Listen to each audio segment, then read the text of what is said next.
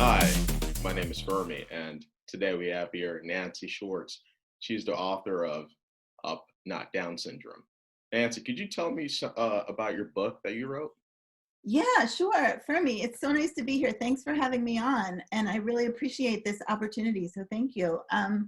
My book, Up, Not Down Syndrome, is about all the lessons that I've learned from my third son, Alex.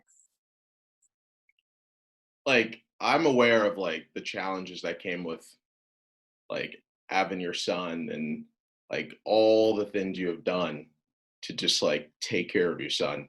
But the audience isn't. And so I just want you to give a summary of why this book was written, why this book is something in this world now. Well, sure. So, Fermi, when Alex was born, I thought my life was over because his diagnosis was one that I was not expecting. Mhm. Trisomy 21 is the medical term for Down syndrome. And basically, I just never knew much about that. It just was, I thought it was going to be the end of my life. And what did I do to my family? And I went through a dark, difficult time.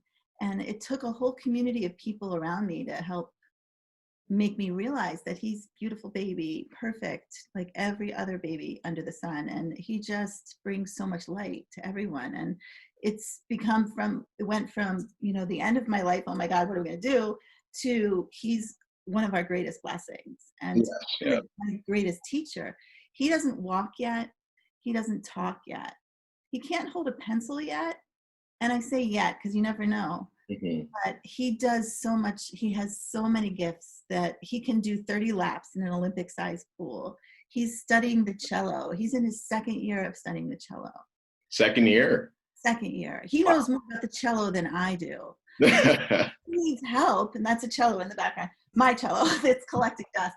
But he knows so much more about things that I don't necessarily know. And he Yeah. has gifts in ways that I never knew could be. So I could go on and on.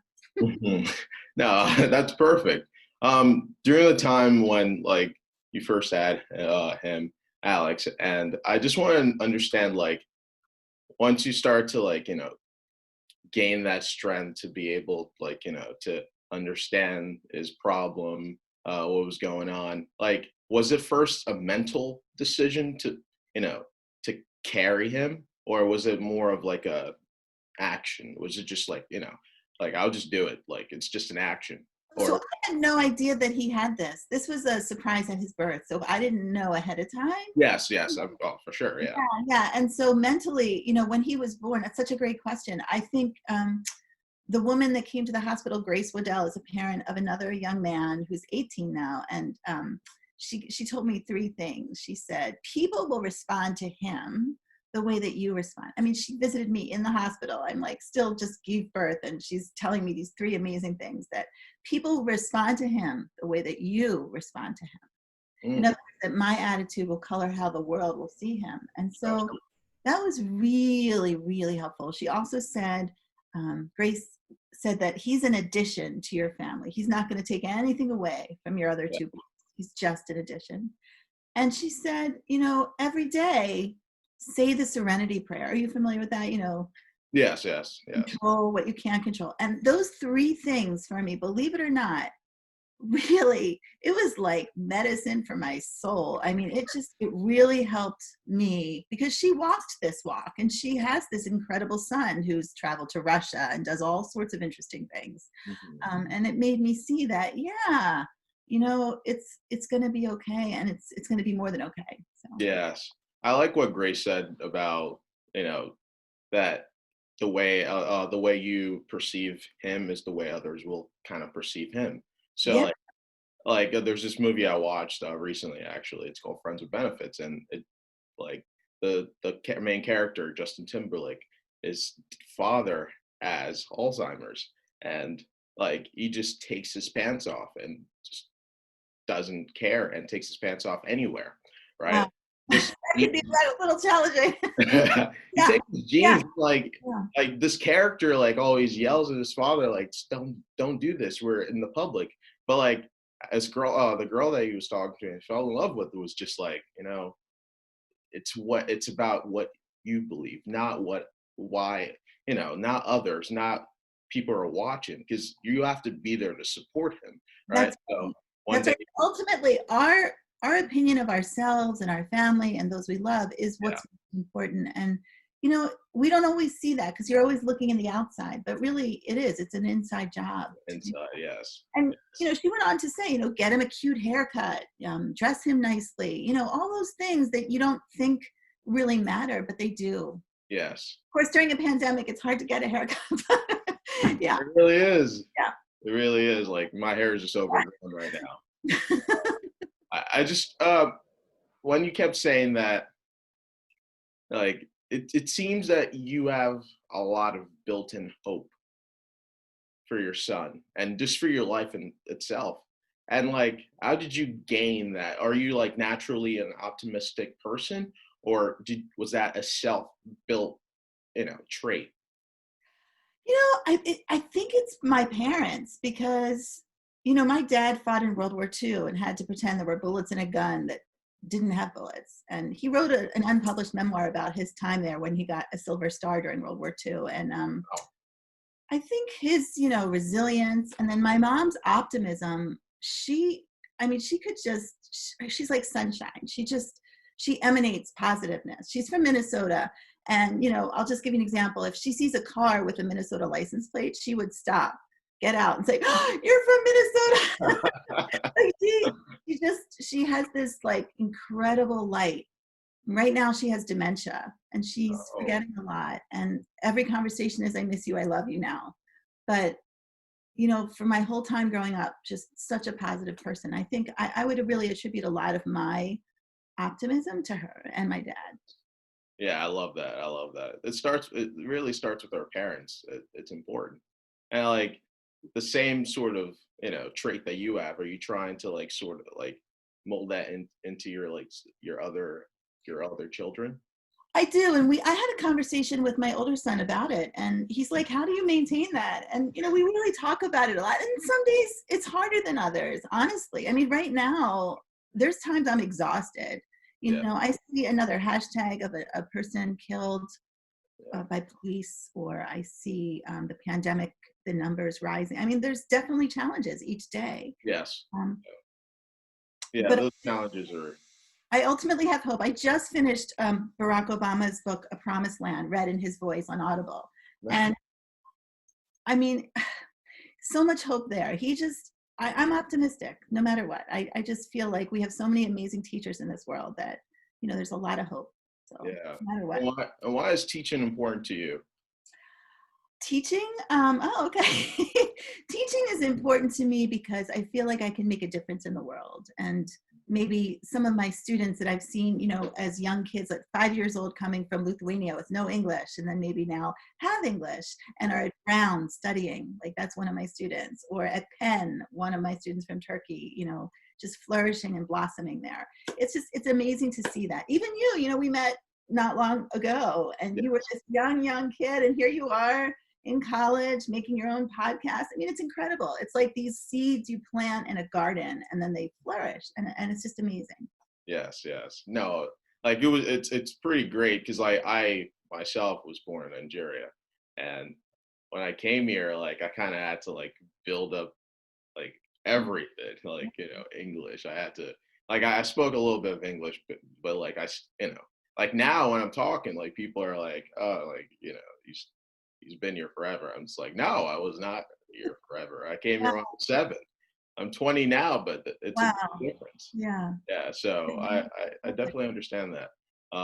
But the kids that you like, teach and you help, like, what's like a very important like message you kind of give them, not like through a speech, but like through action? What sort of message do you really give them? Well, it's funny. I'm taking this class at the Penn, University of Pennsylvania, Penn GSE, on radical growth mindset and flux pedagogy. And in that class, we're talking about safe space versus brave space. and creating that for my ESL students, because they're coming from other countries and Yeah. they're, not used to being here. And I think it's about not just making it safe, like okay and polite, Yeah.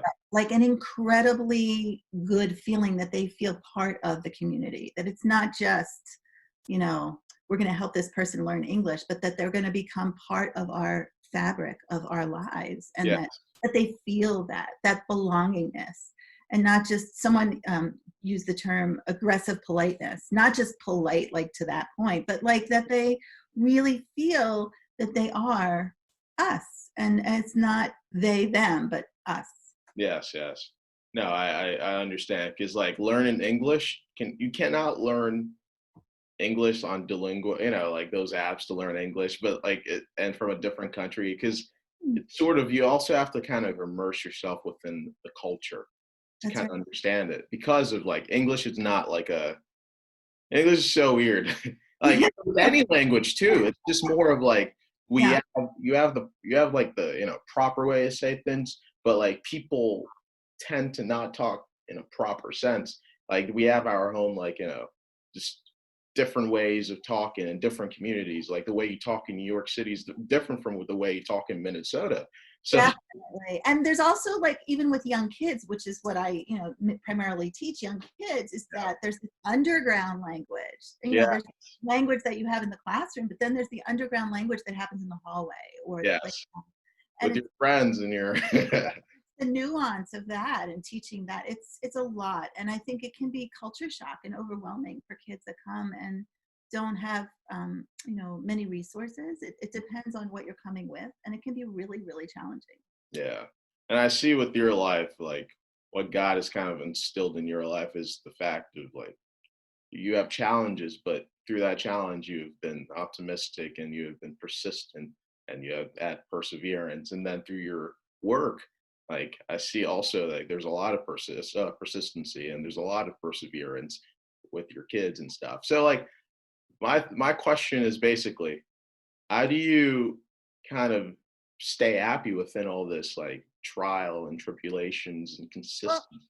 I think it's a choice. I mean, it is a definite choice, and it's an inside job. And I think Oh, I you like that. can wake up, like Wayne Dyer, this writer said, you can wake up and say, "Good God, it's morning." Say, "Good morning, God." Like you can have that choice every day, every moment, like how you're going to react. Mm, And it's not to say that we're all perfect all the time, because we're not. But I mean, I think if your basic feeling is a gratitude, and that you're happy that you have a roof over your head or food to eat that day, and people that love you, I mhm. think that's all that's most important. Yeah. No, I heard this story. That actually is pretty important. Like Bill Gates, when he was still like not, the Bill Gates, like he would not have money to buy newspaper, and then the newspaper man would just be like, "Here, you have it for free." And it was like, "Oh, but I don't have money this year. Have it for free." And then like a few years later, he also like didn't have the money to buy it, and the same guy gave him the newspaper. And Wow. then when Bill Gates became like rich and everything, he set out to go look for this man like 17 years later. Wow. He finds this man and he's like, "Oh, ask me anything. I'll help you." And the man was like, "You really think I need help? Like, Aw, I'm not a rich man, nor am I a poor man. It's if I'm able to give back to anyone when I am yes. poor or like, not well off, I already have everything I need in my life." Yeah. And So that's a beautiful, beautiful story. And I love that. Yes. That's yeah. exactly. Like that's the part. And like so you believe that happiness is more of a like a choice with the way you perceive life. Like you wake up and you're so cheerful. Well, Like that sounds very white supremacist and privileged of me to say, but no, no, no, no. I think like everything's perfect and everyone should just choose because, if you have no food to eat or you're being persecuted, I mean, it's not. But I think, ultimately for myself and my privileged life that I have, which I Yeah. recognize is very privileged, I've had a lot of, luck with my life. It is definitely my choice that, I could say, oh, well, it's like, the Dennis Prager story, there's this big mosaic ceiling and there's Mm, one tile missing. And a lot of times we just dwell on that one tile that's Yes, missing, but yes, not the incredible, beautiful mosaic ceiling. And I yeah, think I try really hard to look at the whole ceiling and maybe not necessarily just that one part that might be. yeah. I definitely believe that it's not because like you're privileged or anything, because of the fact that I've read Viktor Frankl. I'm sure Oh you're yes, yeah. Mhm. yeah, and this book like it really like helped me a lot when it deals with like happiness and purpose. And it seems Yes, for yes, you 100% like your son, your son like there was a lot of purpose driven in there, mhm, right? Like it was hard to find happiness there, but definitely you found purpose, and that still kept you going. And with your job and with your family and just in general, there's yeah, purpose. Like you yeah, tell like I asked some people like, why do you work this job? Oh, I just need money. But yeah, it's because of the fact that you want to help these kids grow yeah, and just become, like help them with English and just become who they can be, like grow up, right? And that's wonderful, and it's just actually pretty great. So like, and he has that quote. He's that most people who look for happiness yeah, is to find it, yeah. but through purpose, like if you can find because life is suffering. If you can find meaning to that suffering, it's not suffering anymore. Right, and it's a choice. It's your choice. Yeah, Viktor Frankl talks about that, about the yeah. choice in that search for meaning. It's a choice. So It's definitely. it's really good. It's really good. Are what are your plans for the rest of your life, or just like next It's 5 years? funny. I'm 52, and I'm not Oh, definitely sure exactly what everything's going to be, but I definitely wanted to get this book in the world, and so I'm now working on a second book. It's oh called wow. Up Bow Down Bow, about his cello with his cello teacher. We're co-authoring and Uh, working on that book. And then I'm also part of a movie right now called Elementary. I don't know how that happened. Really, it's a whole what? story. You're gonna move? What? It's getting filmed. It was started filming last week, and we're going to do a little more this next week. And I have two roles in the movie. One is a speaking part, and I've never done that. So it's just been really interesting to learn a new industry. And Yeah. I'm really enjoying, teaching as well, because I'm still doing the English language learning at the same time, and I'm enjoying that. So I don't know, maybe become a ballerina. I don't know. I What? never know what's going to happen. I want to always keep learning, and I want to keep growing. I'm taking this course through Penn, and I'm enjoying that so much, and all the people that I'm meeting and all the things that I'm learning. I Yeah. thought I was open-minded, and now I'm realizing that I didn't know as much as I thought. Like I just love learning. So No, I love I'm that. not sure. The consistency of just learning, because like Yeah. I understand that like retiring early in life and just like stopping leads to like such a sedentary and such a boring life. But like finding something to do continuously, like just like I have to do this. Oh, maybe this is a cool thing to do. Like it's quite marveling in my opinion. Yeah. It's good. It's good to keep growing. I think, we're all it's a process. Yeah. And what advice would you give to like people my age or even younger? Like what advice would you give us to like, you know, kind of find that purpose and like, So I think one of the biggest things is I would try as much as possible to talk to people around you, talk to your teachers, do what you're doing, create these opportunities to create those connections and those relationships. Because oftentimes in my life, what's helped me most is those relationships with other people. And okay. the idea of wonder, and always having that wonder about life, like what makes you curious? What makes you want to have that purpose? Hmm. And then finding joy. What gives you joy?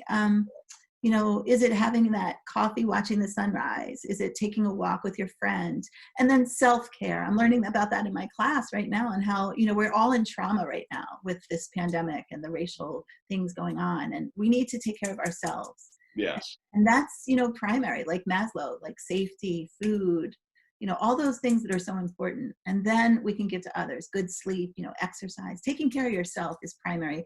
I had breast cancer, and I often forget that I had that cancer, because it just, I don't know, I just forget because I'm so busy. But it was a gentle reminder of, how important nutrition is, and Yes. uh, your attitude, forgiveness, and exercise. Yeah. Personally own a company called Babs Advanced Nutrition, and also like with the sector of Invictus. And like we deal with just educating people about nutrition because I believe it's probably the most vital thing to just having a well-rounded life. Yeah, Like it starts definitely. with your gut. It starts with your feed yourself Yeah. to avoid disease and illnesses and sicknesses. That's important. Uh, It's totally, totally yeah. key. And, my doctor for the cancer, the oncologist, says that one of the number one ways to keep it away is exercise. It's been proven that research has shown that exercise helps. So Yes. Yes. And you I'm going to just be need off to exercise when we're done. you need 30 minutes of it every day, and that's it. Like, oh, not even every day, like 4 days Yeah. a week, and You just feel better, especially now with all the stress. It's so important to just, get out there and move and do what you love. So yes, yeah, yes. that's my big advice. I love that. But thank you for being here, Nancy. Really Absolutely. Thanks for having me. It's been, really an honor. And I just love seeing you growing up as you're, coming through your college years. It's amazing. So thank you. thanks Appreciate it. for this opportunity. Yes. Thank you. Bye. Namaste.